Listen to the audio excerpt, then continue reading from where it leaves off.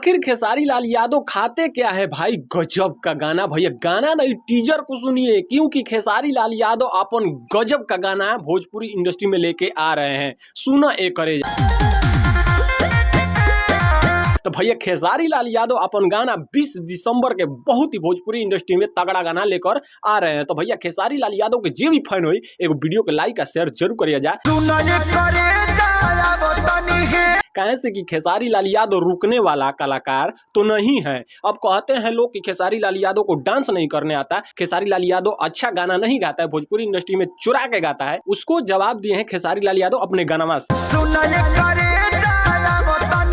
तो भैया जब टीजर इतना लाजवाब होगा तो गाना कितना तहलका मचाएगा भोजपुरी इंडस्ट्री के कहल जाला ट्रेंडिंग स्टार खेसारी लाल यादव के। आ खेसारी लाल यादव अपना कोनो फैन के खुश करे में कोनो कमी चूक ना करलन।